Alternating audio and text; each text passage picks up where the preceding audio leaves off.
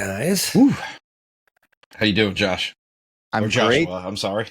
Yeah, Joshua. I keep wanting to say Josh, and I'm going to fight this urge. But I just, if I If slip, you call I'm me apologizing Josh, ahead of I time. will be unoffended. Well, Yeah. we would like to call people what they write there. It's just out of Yeah. courtesy. But as a guy who had like abbreviated every one of my friends, like as many young men do, right? We have abbreviations for absolutely everyone. Yeah. I'm like, wait, your name has 2 or more syllables? No, fuck that. I can't. Look, I'm I had incapable. my high school friend group had 4 Chris's in it. We didn't call any one of them Chris. No, of course not. Because why would you call him Chris, even if there was only one Chris? What, you can't tell who the hell you're talking to. Yeah, 100%. Yeah. So That's why we got nicknames. Yeah. totally. So Joshua, welcome. Thank you for coming all the way from St. Paul, Minnesota, which is a place I have never been, actually. It's a beautiful place. You should come here sometime. Is there a zoo in Minnesota? There's got There is. It's called the Minnesota Zoo, as a matter of fact. As a matter Wow. of fact, imagine that. Matt just Googled that. No, I'm actually asking for a different reason. My kids and I've got like a gazillion Southwest miles that I'm never going to use. So what we've done on birthdays, we pick a zoo and we fly there for the day Oh, that sounds from fun. Baltimore, because like it basically cost me the same to go to the zoo in Minnesota as it going to cost me to go to the zoo in Baltimore. Sometimes the zoo in Baltimore is great, and then sometimes it's not so great. I love the staff there, but they were expanding it, but it's not. And that's the Twin Cities. You get 2 cities for the price of one. You do, and you get all kinds of cities because it's really kind of this big blob of cities and suburbs and Twin Cities. And Are you a native? no, I grew up in Wisconsin. Oh. Yeah, see, from a guy who spent his whole life on a coast, those two sound like the same place to me. They're pretty similar, very similar. Although I was in very rural Wisconsin, and now I'm in an urban city. Gotcha. Yeah. Right. Okay. Cool, man. So, I'm excited to dive right into it. But get us going here. What got you here? Give us a little bit of your Genesis story here. Sure. Well, I do have a Genesis story because, like most people, I end up helping a lot of the same kind of people that I used to be, right? A lot of coaches, they end up coaching themselves, years ago. And mine starts at about the age of 35, which is about 20 years ago. Gonna age myself there, but about 20 years ago. Remarkable for 55. You do. Not quite 20 years ago, but very close. I was like, yeah, but still, I'm like, wow, you're holding up well, my friend. That's what we all look like here in Minnesota. This is what I'm saying. You need to, it's the water. Just the water. Yeah. Oh man. All right, cool. So about the age of 35, and what happened was I kind of came to this place where my life no longer was working, and it really happened where my wife at the time basically told me she's done, and I remember kind of coming out of a rage, of a moment of just raging and yelling, and I had destroyed this wicker laundry basket. Like I just totally. I smashed it. It was destroyed. And I looked up and I'm looking at my wife over there, and she has this kind of look of disgust and pity, and it was horrible. My kids are in another room. I know that they heard all of this, and I just knew something had to change. My sister, who I was relatively close with, we had a call the next day or something like that. And she told me, why don't you go take this workshop? And I didn't know what else to do. So, because I was just like, I didn't know what to do. I was really had gotten to this place in life by not making choices, which is really just another way of making choices. But here in this, I was living in a town I really didn't want to live in, where I grew up, and I never wanted to be there, but I lived there for 20 years. Was in this marriage it was never a good fit, but I had kept trying to make it work. My job was what I thought was going to be my ideal job, but it was kind of sucking away my soul. And all of this stuff came to that head. So I went and I did this workshop. It was the Landmark Forum. Probably have heard of the Landmark Forum. A lot of people have heard that. It's really familiar, but I couldn't place it in a crowd. That does sound familiar, though. Yeah, it was based on the old EST kind of forum that was around in the 70s. It's a personal development program, basically. Okay. They kind of take you in this room for a weekend, and they control when you eat and when you sleep. Very kind of culty, kind of in a way, but they're like breaking you down so that they can slam some wisdom on you and change your life.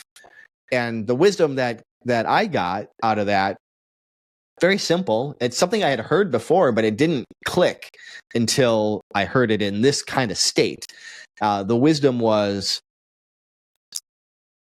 I gotta remember what the wisdom was now. It was very lasting impression this wisdom made on you. I can deeply entrenched in the core memories. Ingrained in your brain. It's so deep in there that it's unconscious now. No, it was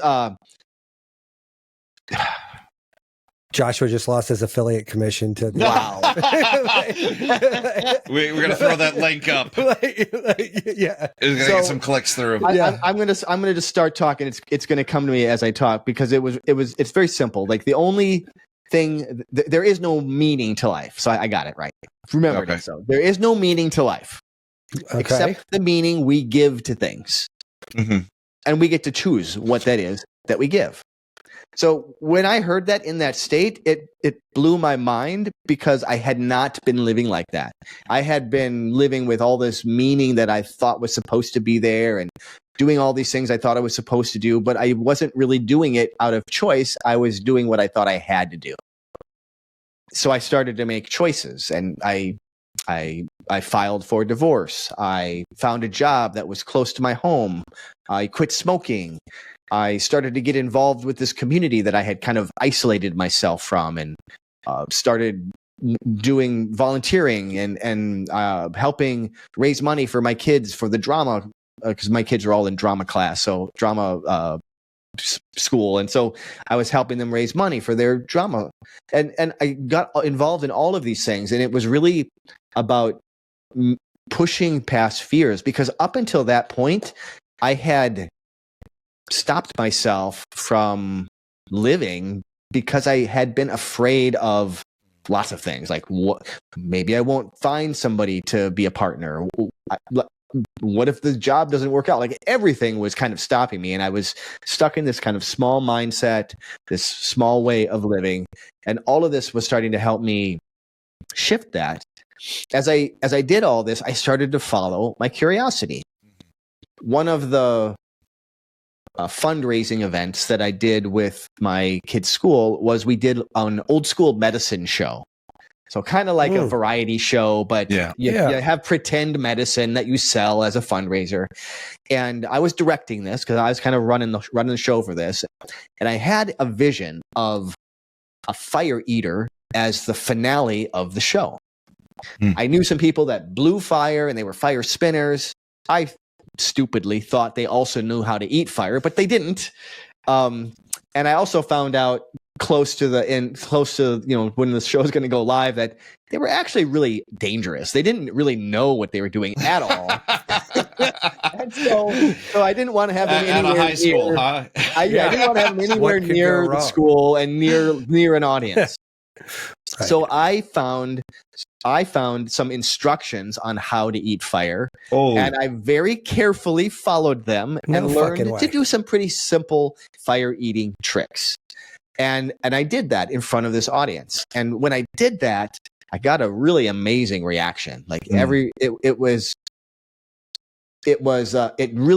filled me up. Like, to see the audience react to me doing this kind of amazing stunt inspired me.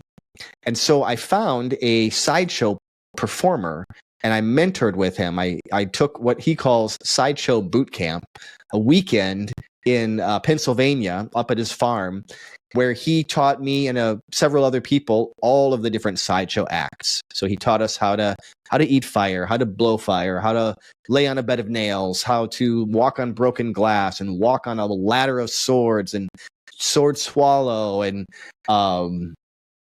all the different, pound a nail into your face, all the different Sideshow acts, right? But even beyond that, he also was very he hit very much that we had to. This isn't just about kind of doing an act. There's got to be a reason behind all this. So he was a clown to start with, and a clown is a clown is telling a story. And it was very important for him to tell a story. And I felt like as he passed on this knowledge to me, I had a responsibility now to share this in a way that was kind of meaningful. Plus, I really liked doing all these things. They were just kind of, they were really cool. Mm-hmm. But you're a hell of a lot of fun at a party, I am sure. Like, yeah, you're like, I'm like, dude, I'm bringing my buddy Joshua. He's going to fuck your head up. Like, he's going to bring the torches. He's going to bring the torches. Yeah. So what I did was I built a family-friendly sideshow comedy act to tour around all the little communities in Wisconsin. I was living in Wisconsin at the time. Every little town in Wisconsin, and Wisconsin is full of small towns. Mm-hmm. Every little town has a festival every year, and they always need interesting, unusual performers, variety performers, usually like a juggler or a ventriloquist or something that's not a musician that they have. So my show was one of those things. So I toured that around for about 10 years to all these different shows. What I that is a way higher number than I thought you were going there, by the way. That's why I'm shaking my head. I'm like, holy shit, 10 years? You did this for 10 years? That's crazy. I mean, it was a side gig. It wasn't my main gig. It was my side gig, right? So like every weekend you're in a different town doing it. Much. Yeah, wow. Basically. Wow. And what I learned, though, like the truth about all of this is all of these acts are very relatively easy to do. There's usually some science behind it. For example, a bed of nails. Mm-hmm. There's, 600 nails. They're all about an inch apart. And when you lay on them, you're distributing your weight across all of these nails. So no one nail is going to puncture you. It's going to feel a little painful, but it's not going to maim you in any way. Anybody can do it. And in fact, did you do the brick cracking across your chest while you did that? The big cinder block? Too, okay. I kind of quit doing that because I would have to get somebody from the audience to come up. And you want somebody to name. I'd have to trust their aim. And, they're kind of, where they're, anyway, I decided to do that a little safer. Yeah. But I certainly have done that. But what's so interesting about these acts is regardless of how relatively simple they are to do, you have to get past the mind. Mm-hmm. Because the mind says, you can't lay on nails. What are you doing walking on broken glass barefoot?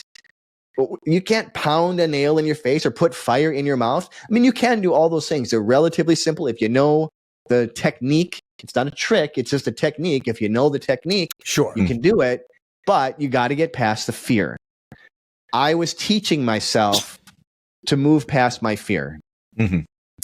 And I was teaching the audience how they can do that too. So didn't even realize I was doing that until hindsight. But as I'm doing all this stuff, and I'm trying to grow myself and become a better person, raise my kids, and I'm a single dad for a lot of that time. And it got to in 2014, I had met somebody who lived here in the Twin Cities, and I knew that this was a relationship that I would regret not exploring more than I would regret maybe it failing.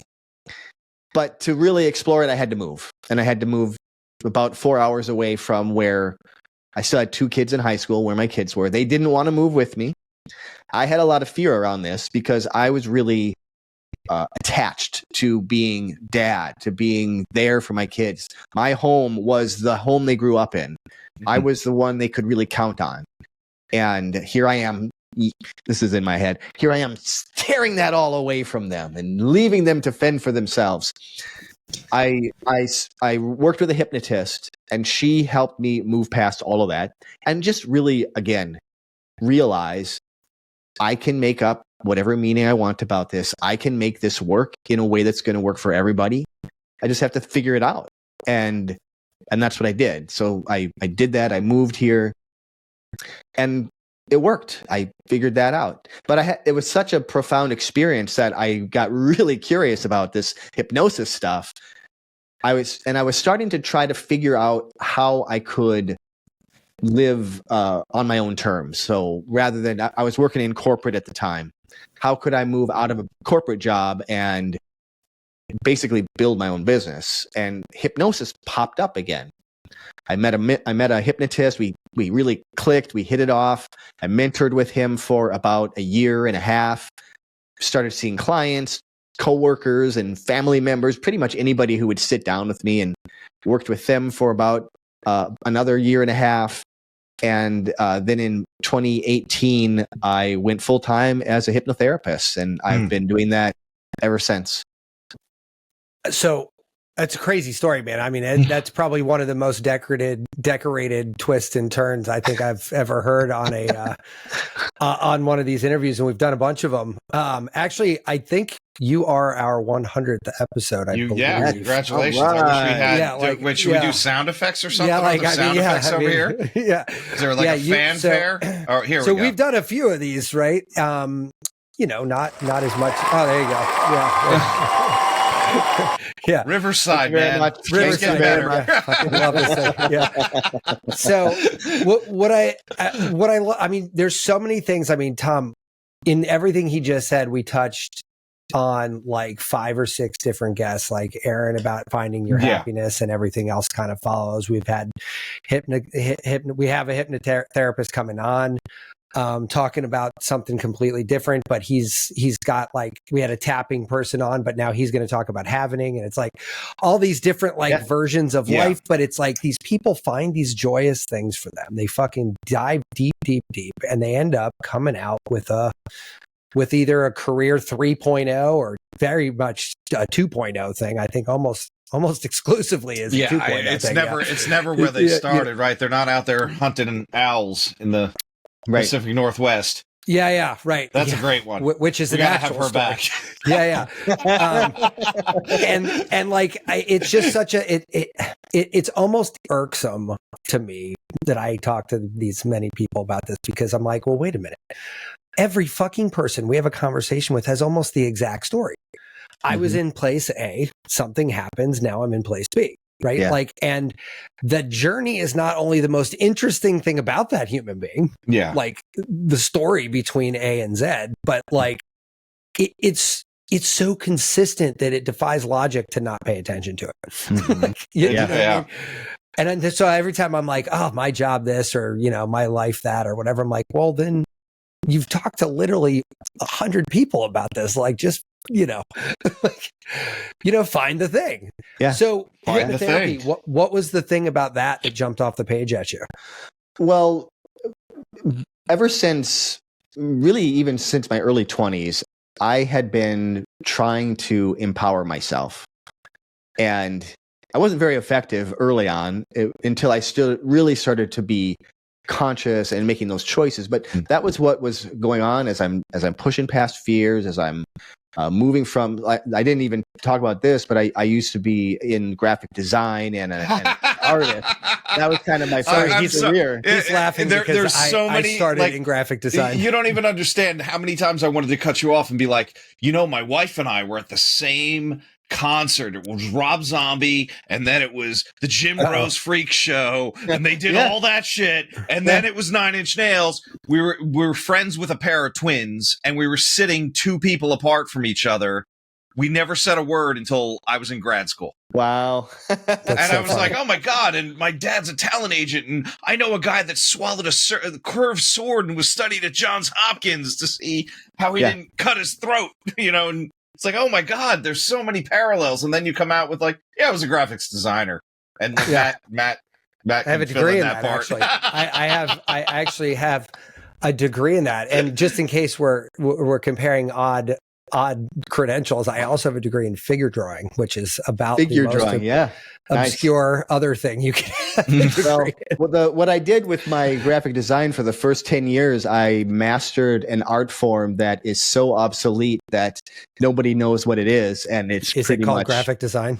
Well, here's that. I believe they call that Canva now. Yeah, I think they call that Canva now.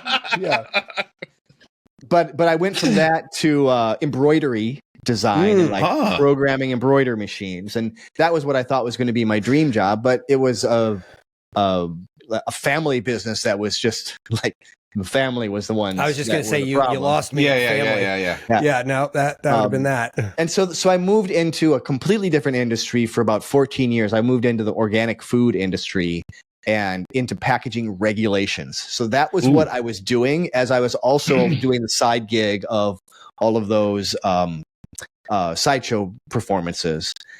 But along this whole time, I'm doing different things around development. I'm practicing different spiritual experiences. I'm learning to meditate and practicing Tai Chi and doing all these different things to empower myself, pushing past my fears, using the hypnotist, using everything that I could. I was always trying to empower myself. And hypnosis was that kind of rocket ship for me. It was the thing that made the hugest difference in the fastest amount of time.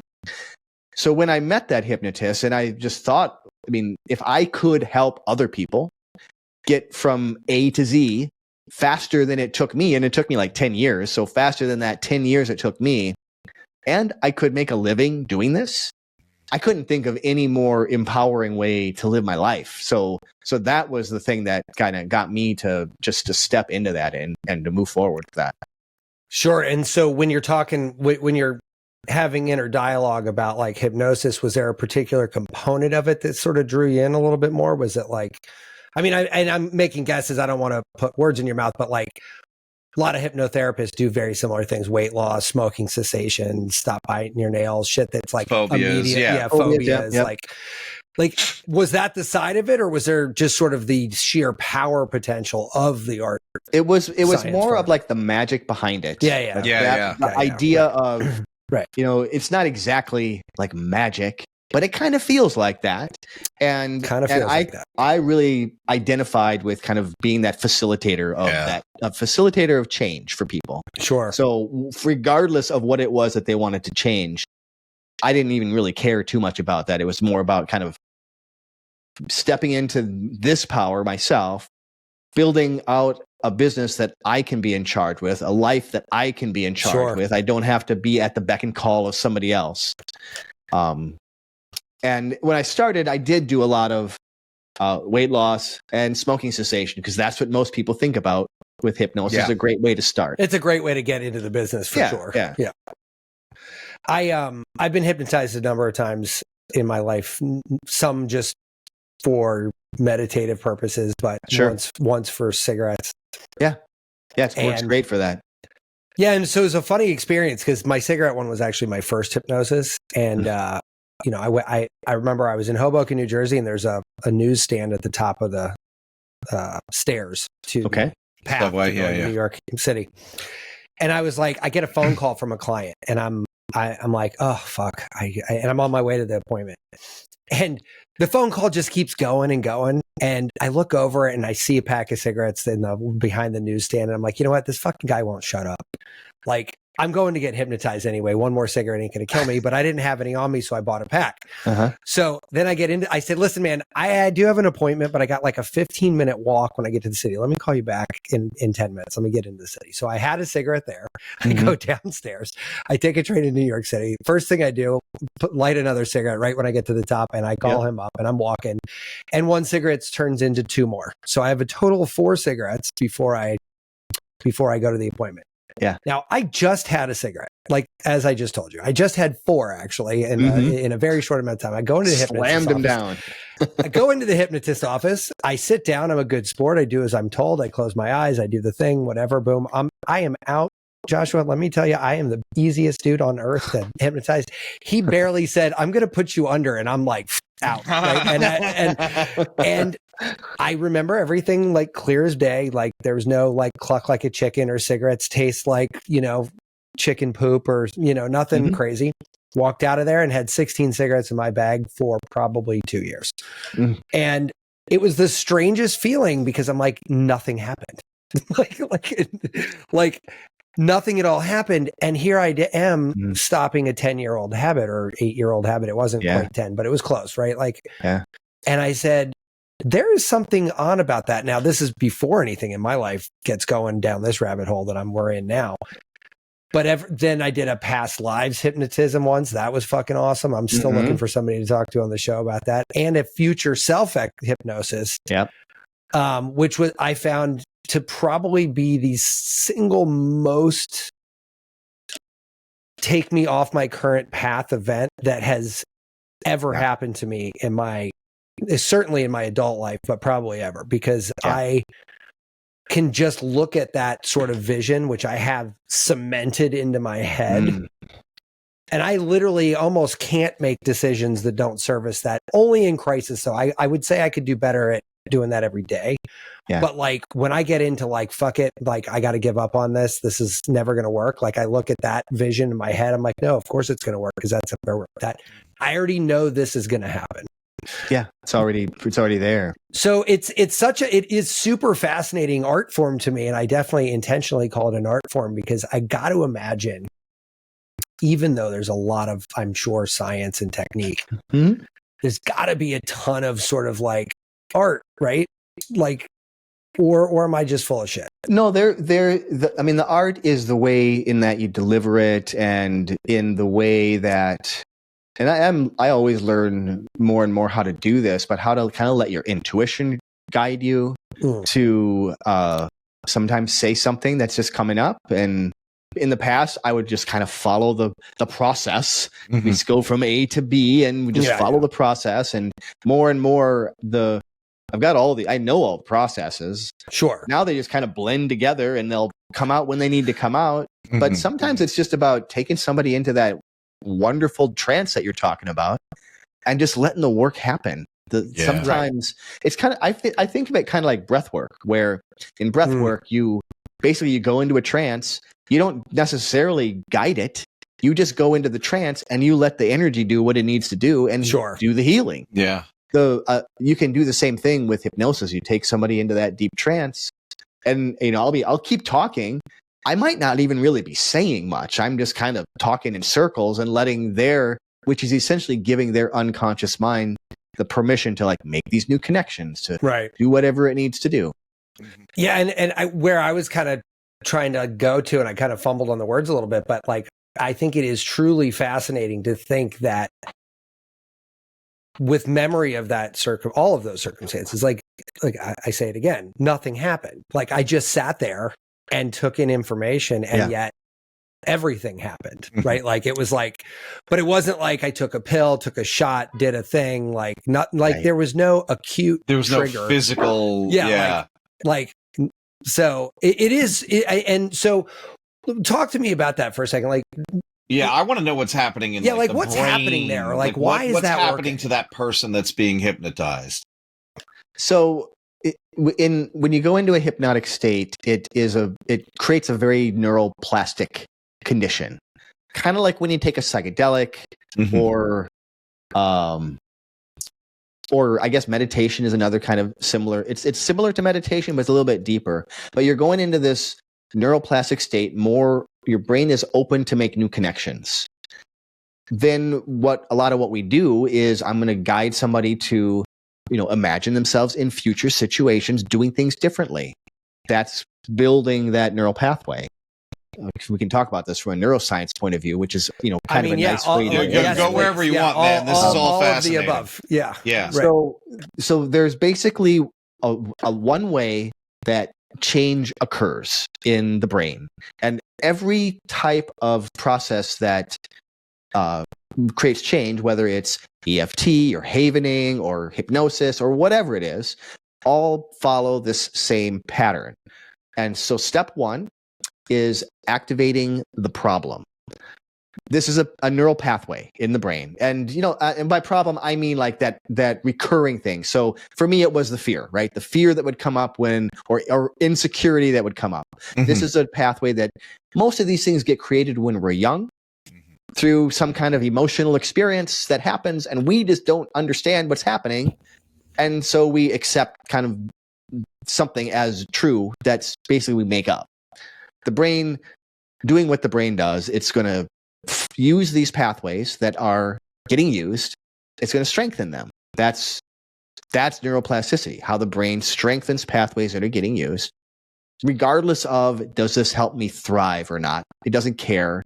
It is, am I alive or not? Mhm. And if I'm alive, I survive. Survival. That means it was a good strategy. So let's keep doing that strategy. Let's do more of that. Right? Yeah. Do more of that. And so over time, these pathways get really strong. Often I see people that are dealing with an anxiety that maybe used to be pretty minor or very specific, like a driving anxiety or something like that. But if you ignore it and you just kind of let it build, it spreads across their life. I'm sure you guys have seen this too. And now you've got generalized anxiety. Mm-hmm. But that's because that pathway has just become like a super highway. So come back to how we make change. The first thing you do is you activate that pathway, generally by talking about the problem. So I'll ask them, when's the last time that happened? And they'll start to tell me about the last time it happened. 8 seconds. And their brain is firing. Their brain lights up, right? Yeah. It lights up that pathway. And then we do something to kind of shift their state. So a state change, which just talk about something else, or I'll ask them what they had for breakfast, or just something else to kind of break them out of that. And then the next thing is, how do you want to be different? Now we're building up this new pathway. So, and because it's really easy to attach to this one, the problem one, sometimes we'll come up with a memory. So tell me about a time when you felt confident. Oh, well, this happened last week when I was with my friend Frank and we were out at the bar and I was just talking to people and it felt really good. I was feeling confident. Yeah. So you tune into that, you make it strong. You find where it is in the body, that you give it a color, a shape. You really amplify the feeling. And then that's we'll take all that to kind of program that new neural pathway, right? We're starting that new neural pathway. But then we'll take that feeling, the new feeling, and we'll, in the mind, bring it back to last time when you had the problem, but now you've got this new feeling. How are things different? Now we're mapping the new resource onto the old pathway. It's literally changing how the brain is firing. Dye in the river. Well, you're loading new software, basically. New software. Yeah, we're building that future state that you talked about. Matt, right? Because the final thing is we take that into the future now. So the future you, who's just really good at this, how's that guy being? Mm-hmm. Yeah, and how does that feel to be this good apply that at to the this? problem again? So it's just a matter of taking the thing you want and applying that to those situations that used to be a problem, so that they become not a problem anymore. Like that's like the neurological. That's the neuroscience behind what's happening here. Got it. And so with hypnosis, we're doing that sometimes I'm just doing it through conversation. Sometimes we're doing it through inner child work. Sometimes we're doing it by just bringing different parts together. Sometimes we do it by going back to different memories and reshaping those memories so they're differently. It just kind of depends on the person, on how they speak, like the kind of language that they're using, and what works best for them. And we're tracking down somebody. We booked two parts therapists. Oh, did we? Okay, cool. Yeah. I sent one email. I sent a second one just in case it didn't land, and they were both like, "Yeah, we'll do it." Yeah. So all right, we'll have this conversation a couple of different ways. And it's funny, just to take a quick half step sideways on that point, Joshua. When we started this show, Tom and I sat down, we outlined a bunch of shit we'd talk about on a show like this, like in a future self thing, right? Yeah. And the only thing we came up with was the shit that we did every day. So like red light therapy was on there, meditation was on there, saunas, weed was on there, saunas was on there, like stuff that you did all the time. Like those were easy. But then you realize real fast that, hey, that's like 7 shows. That's a pretty short list. It was a real short list. Like, all right, we're gonna have one season. We'll wrap it up. But what happened very, very quickly is you start to realize, you're like, you know what, that actually isn't. And similar, and what brought this up is how you described hypnosis. And I'm really good at pattern matching and pattern identification. And I'm super mad at myself right now because what you just described is every fucking hypnotic thing I've ever done. Now that I'm thinking about it, I'm like, yep, that was the first thing. Yep, that was the second thing. Yep, that was the third thing. Like that's the pattern and they are so identical that I'm like, how did you not see this like prior to right now? Like years was in between that, I guess. So I have the benefit of hindsight. But anyway, I guess where I was going with this is when you start looking at everything you just said, they're all connected. It's just different words or different explorations, like havening and EFT, right? Like they're not they're kind of not really that they're different. cousins. They're cousins. Yeah. You know, they're and just a I different use way of all doing that it. stuff. Like havening is one of those really amazing things for the state change. You know, it's so funny right? until Matt sent me. He's like, "Hey, we're gonna have this guy on." I was like, "What the hell he's is that?" coming on about havening. I was like, "I've never heard that word before." Who's your havening guy? It is. Oh crap! What is his name? We just booked him like yesterday or something. Literally just booked him yesterday. I'll tell you in a second. Okay. But he's actually a hypnotherapist as well and a certified NLP guy, which we actually I know who it is. NLP guys. Oh, now you're gonna make me look up my like. He's in New York. Yeah, I know who that is. Okay. But I can't remember his name right now. You know what? And I'm embarrassed because I just met with him, but I just met him. Joel Elfman. Oh, that's not the same guy. Yeah. So interesting. I feel like we just booked like 15 guests in the last 3 days. We literally just went on a tear. So like, we actually have a lot going on here. But Joel touched on, again, this is actually further proof. And this not only further proves my point, but probably describes why it's so top of mind for me. But he does hypnotherapy, havening, NLP, and he also does, what's the, Tom, the Chinese abdomen thing. It's a, God, I'm going to, it's aura diagnosis? No. It's an exercise thing. Chinese abdomen. Oh God, do I know this guy then? Is it when they put the corn on the belly and they got to shoot it up in the air? I don't know. It's like it's called like the 4 senses or something. I don't know. I've never heard of it before. Yeah. I don't, okay. We normally have 5, but that's all right. But my point is that like you look at these things and you're like, you know what? Look, we've figured out how to really fucking dive deep in the human brain. Yeah. And we've got a whole bunch of different ways to do it. Yeah. But they all kind of aim in the same direction. And so again, it goes back to what I was telling you in the beginning. Like when I know I could improve something and don't, it's actually almost frustrating because I'm like, there's so many options for somebody to affect change in their life. So many that span not only the modality, but like the economic impact, the calendrical impact, like you know what I mean? Like there's so many things you could do, things that are short and cheap, might not work as well, but might at least moves the needle. Like, you know, if it moves you one step forward, maybe taking the second step's a lot easier and you don't need to pay somebody. Like, I don't know. It's so interesting to me that like, look, here's how the body works, right? And whether we're the mind as well, I'll include all that together.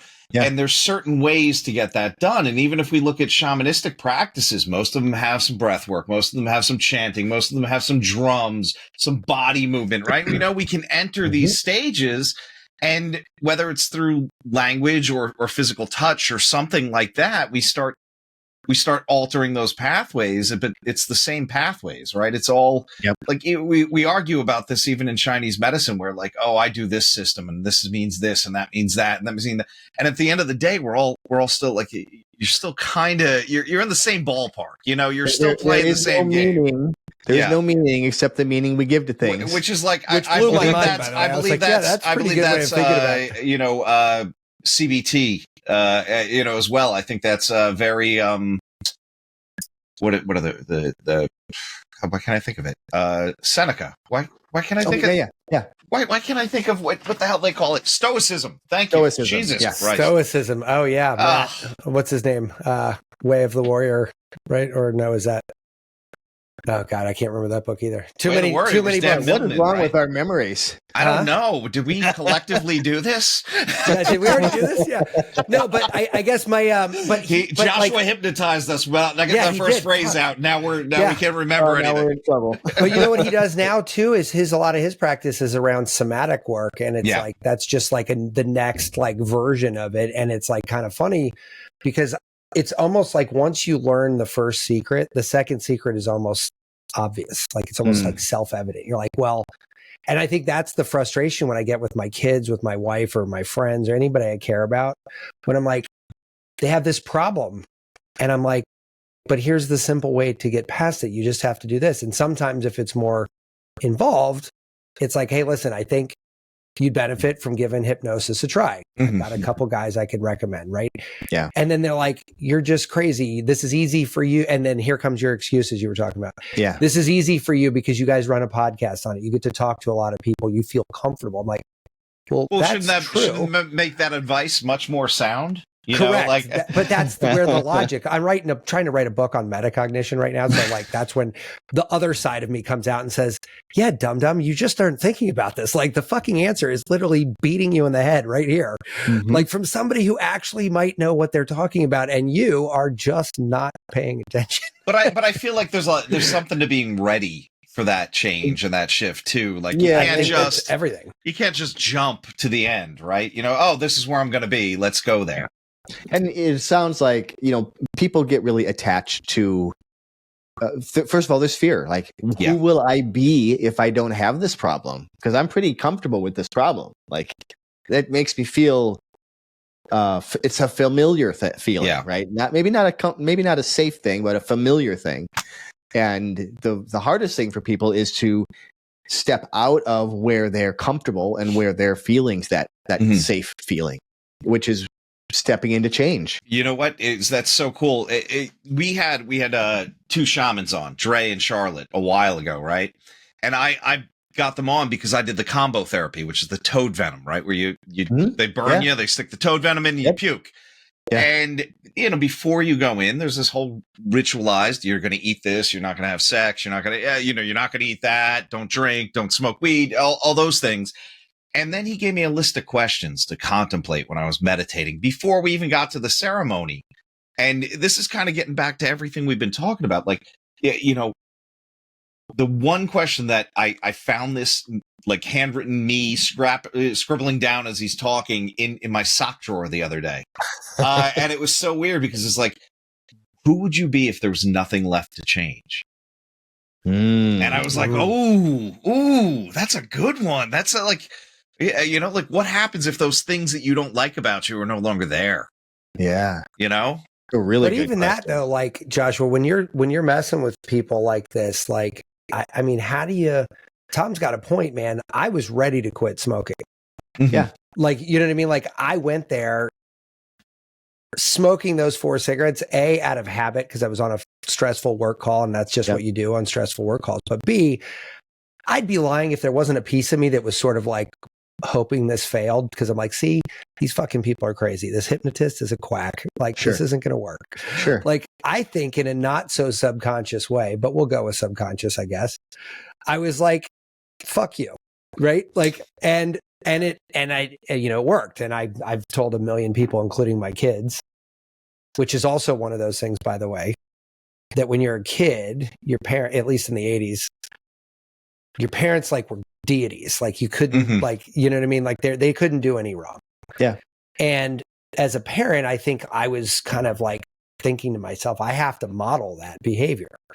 Mm-hmm. And I grew up having small kids when it was illegal to smoke weed, and I smoked cannabis a lot, but I enjoy cannabis recreationally, but I really enjoy cannabis therapeutically. And I have found a tremendous value in it in my life. But I'm not just running around taking bong hits indiscriminately anymore, although that might have been, that may or may not have They're very well-planned bong hits now. Yeah. Now they're very well-planned. They're tactical. They're tactical, but like you almost have to fight through 30 years of conditioning that says, no, that's not how parents talk to their kids. They don't have an honest conversation about the responsible use of anything, whether it be Coors Light or weed. I think I had to do that recently, and it's all around the time cannabis went recreational here, right? So we had our medical cards, and then it was like and they told us at school. I'm like, they're still pushing that Nancy Reagan bullshit. Yeah, and it was like, look, I'm not going to tell you it's the worst thing in the world. I'm going to tell you with anything there's a risk. What I'm going to tell you is, I can point to studies that show if you're under a certain age and your brain's not fully developed, it might have some lasting impacts. Mm-hmm. I can say, if you're not in the best headset, it could cause, right? But I'm not telling you no. And she goes, well, what if I was 18 and I wanted to do it? I'm like, the state says I can't stop you. Yeah, don't be dumb. Let's have a conversation that is. But how many people don't have that conversation because they can't move past this fear of having that conversation. I mean, I think there's still a part of me that still fears to have a really, truly candid conversation with my kids because it's an irrational fear. But I also feel like there's an age appropriateness to everything. Like my wife was teaching in a relatively rough area before she gave up teaching. And this is one of the many stories that caused her to quit. This, I believe it was like a third grader told another third grader that he wanted to kiss her on her private parts. And my wife had to call the mom and say, like, look, he said this and really it's not appropriate for school. And the mom goes, well, I want him to be prepared. And I don't hide anything from him. And I was like, but like, there's an age appropriate talk about sex. And then there's like full on cunnilingus. This is, do we really have to talk about this with our third grader? Let him get to like 16, 17 at least, like he doesn't have to be 6, but it was the weirdest thing, and it was like, you got to walk that line with what's appropriate for that person that you're talking to. And I mean, when they're kids, it's very like you might have scarred that damn kid. But you talk about, Josh, when you talk about getting rid of fear, you almost have to look at a story like that the exact opposite way and say, get rid of fear, but keep rationale and common sense. I don't think, I don't think he's telling people to go run in traffic either. No, I'm not saying he is. No. Sorry, misunderstood. I'm saying that that's part of the sort of art form, I would think, is to say, like, look, there's one thing to be fearful and have it stop you. And there's another thing to say, I'm going to jump off this roof with an umbrella because I think it might actually slow me down enough that I don't kill myself and I just want to look like Mary Poppins. So those are different things. So usually it's context oriented, right? Yeah, that makes sense. Somebody's coming into me with fear in a particular context because most people, they don't have fear in every place, but they do in this one area, which is where the problem is, right? Maybe think of like public speaking or a social anxiety or even fear of driving on the highway, right? They're great in every area of their life, but they always just take the back roads because they don't like being on the freeway. Sure. Because it makes them feel anxious. They had a panic attack one time when they were driving, and now they don't do that anymore. So this is about taking that confidence that you do have and moving it over into this other context where there was something else there, and then shifting that pathway.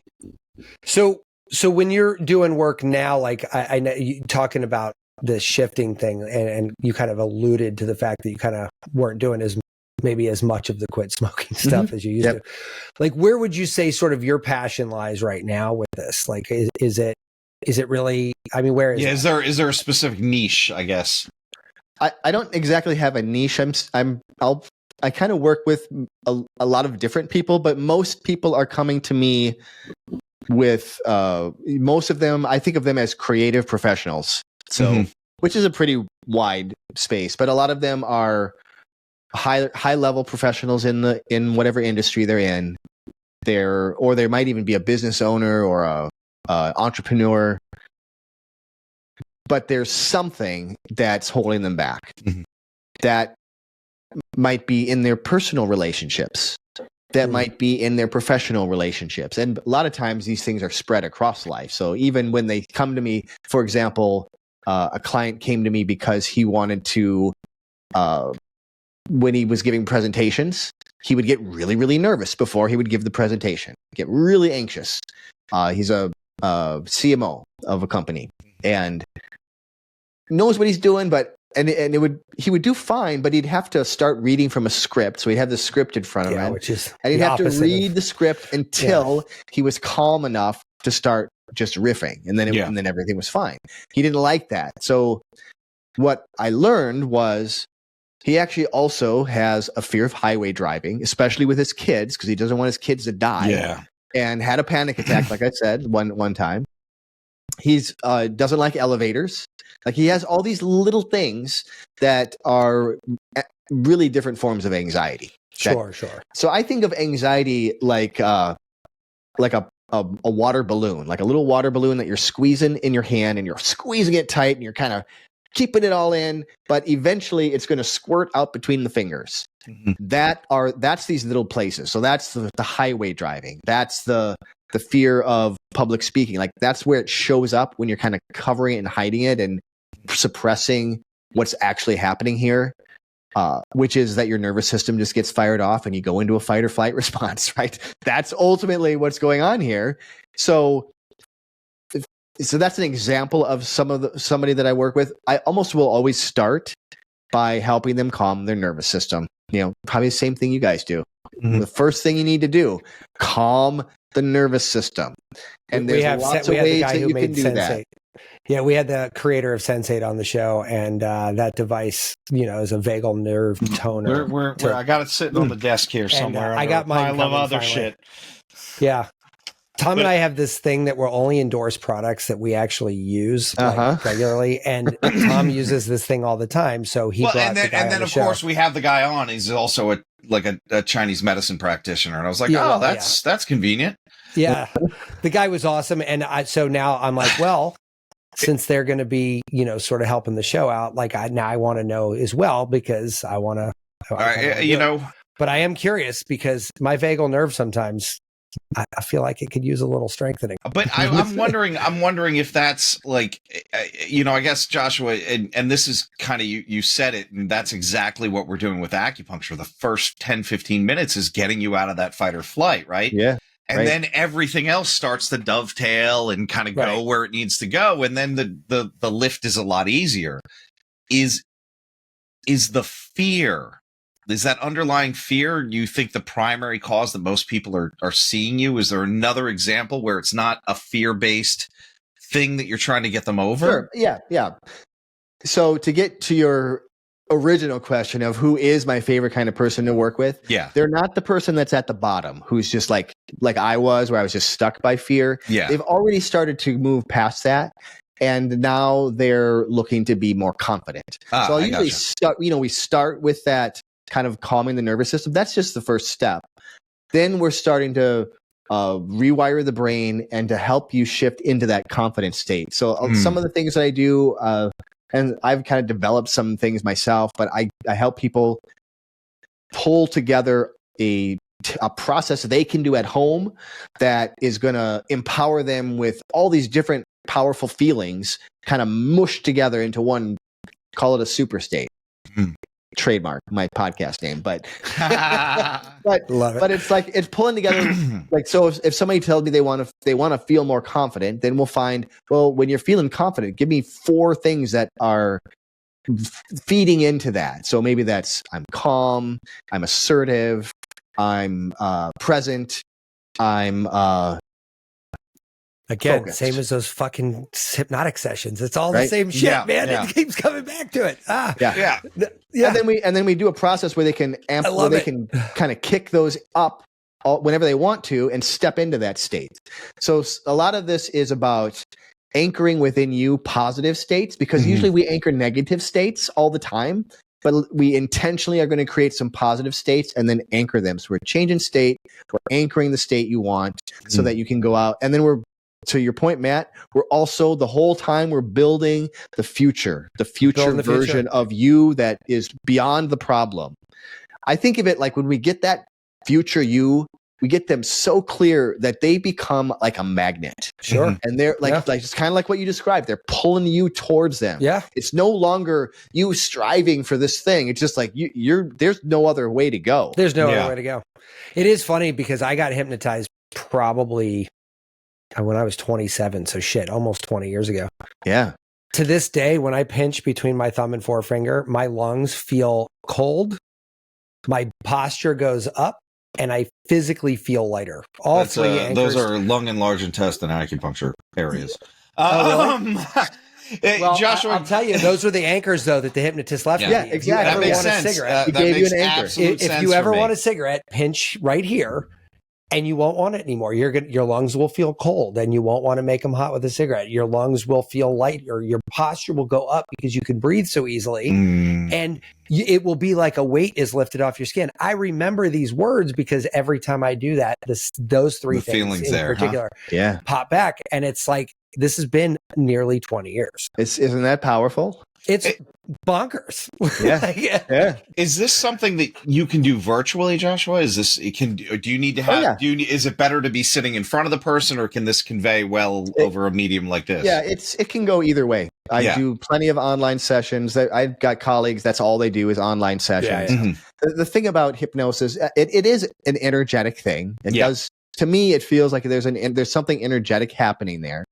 I probably not all hypnotists believe that or feel that, but I can feel Tom that. and I do. It's okay. It's cool. But we're like that. Really, we're talking. I'm talking with somebody. They're most of the time their eyes are closed and they're just listening to my voice and creating within their mind the whole thing that's happening. So as long as I can speak to you and you can hear me, I like to have a video call because I can track them that way. Sure. And you can pick up those micro signals. Yeah. Yep.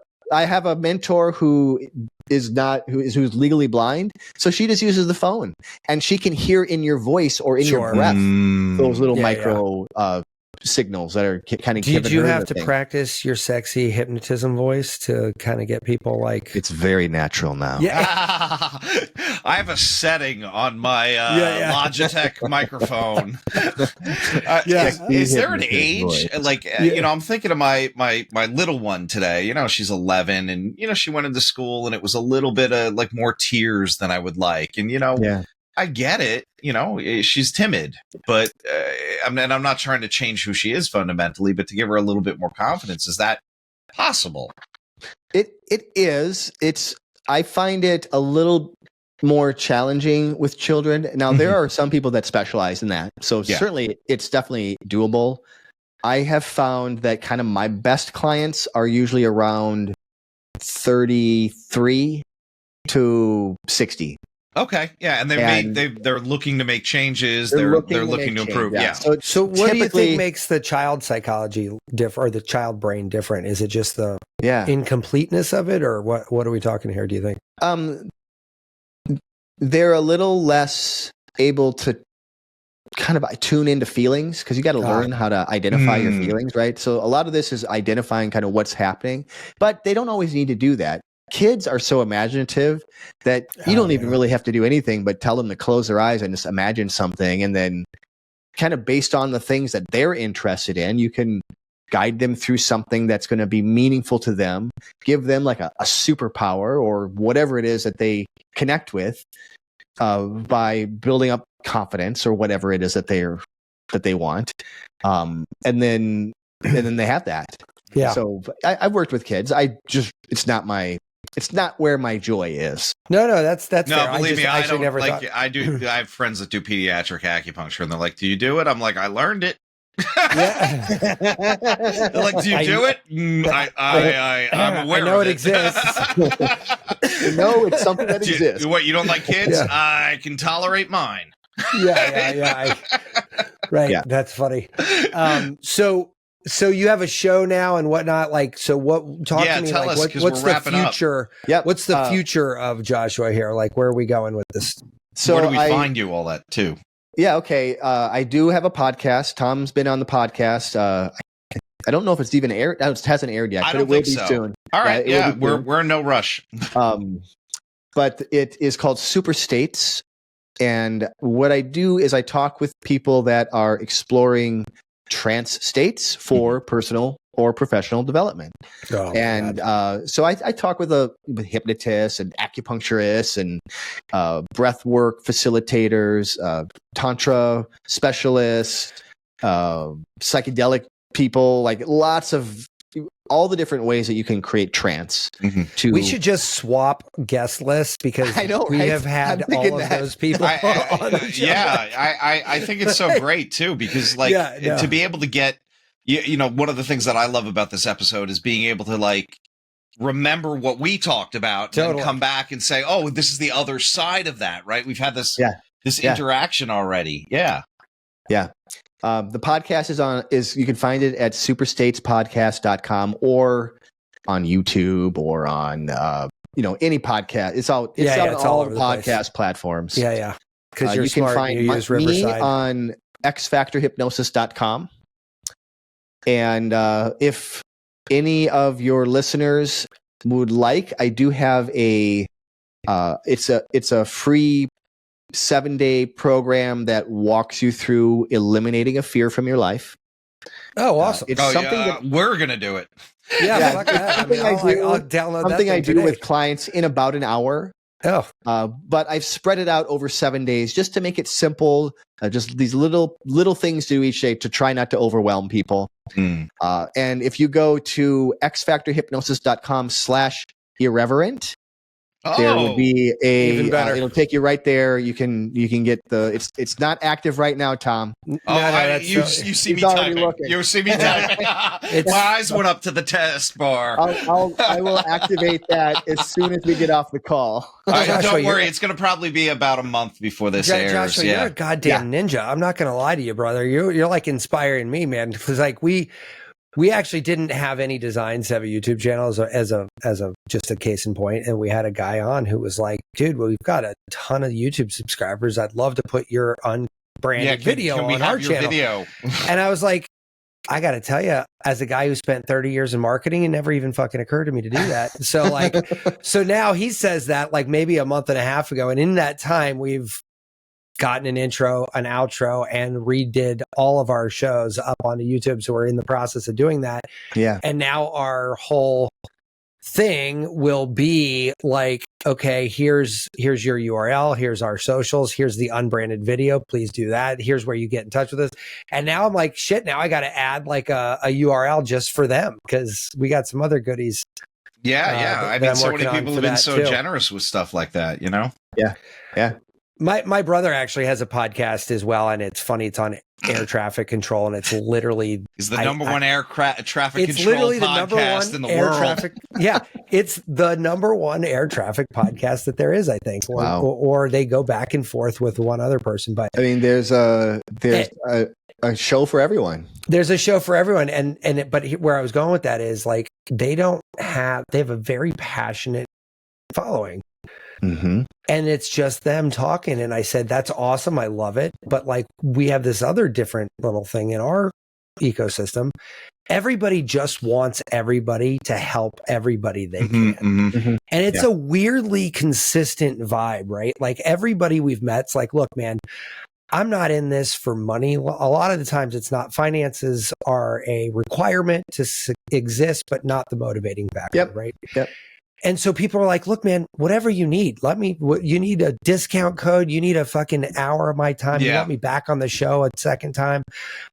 I'm yours. Why? Yeah. Because we all have this shared vision of a better way of being. Right. But I also feel like we all kind of, I know you had that crazy soul group talk with our buddy Brian. We're all kind of on a similar mission, and when you see that, you look out, you go, oh, these guys are doing it as well. Let's help each other, right? It's easier to get further, And I feel like that phrase, "a rising tide raises all boats," like is sort of one of those trite things you say in a boardroom, but like in this space, it really is the North Star. It's like, look, man, if we all get a little better at a bunch of shit, we all go up. At the same time. Yeah. And when I say we, I don't mean just the people practicing it.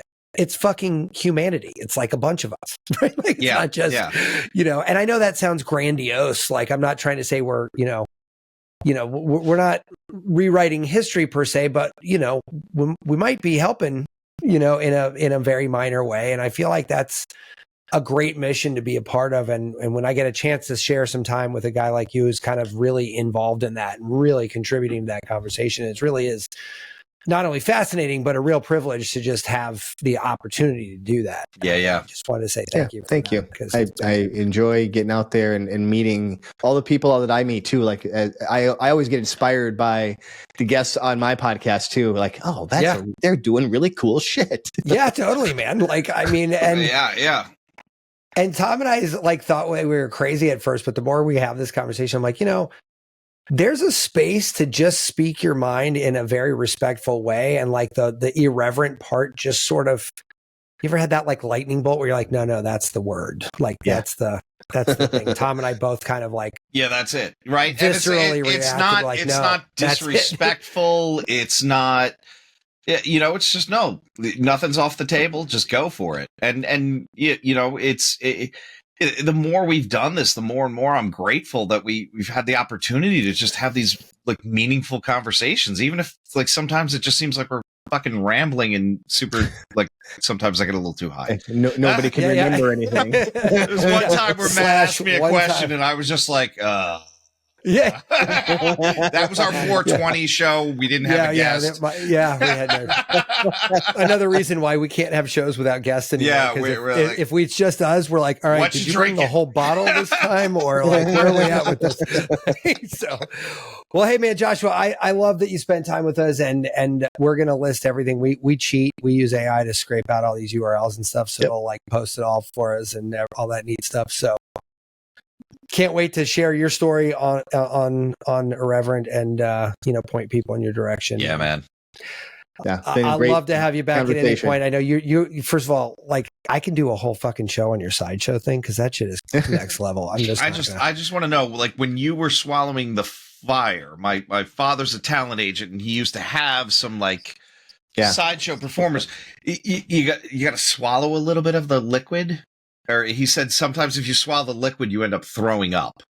Like the whatever fuel that keeps the torches. He's like, you got to watch because some of these guys end up going backstage and throwing up after the act.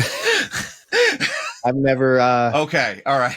He's not going to disclose. I think he's pulling your leg. Okay, I don't know. He said he knew a demonologist too. If I could hook up with that guy, that'd be kind of cool. But oh my god. Dude, it's like one of those things no one's... Yeah. You've absolutely known people that do this because you've done what you've done, but like 99.99% of the planet doesn't know a fucking fire breather. Let's just be... That's pretty awesome. Yeah. You're like, that seems like science fiction, but okay. Like, It's another one of those skills that is that I've mastered that, it doesn't really do me much good anymore, but it is a cool thing to bring out at parties. For absolute sure. Yeah. So cool, man. Well, brother, thank you so much again. I appreciate it. You guys have a great night and until next time. All right. Be well, my friends. All right. Take care, guys. Be subversive, irreverent. Health is wealth, but you knew that. Everybody knows that. But so is following us on social media at Irreverent Health. And check out our website for more exclusive content at irreverenthealth.com. Oh, I like this. Thanks for tuning into this episode of Irreverent Health.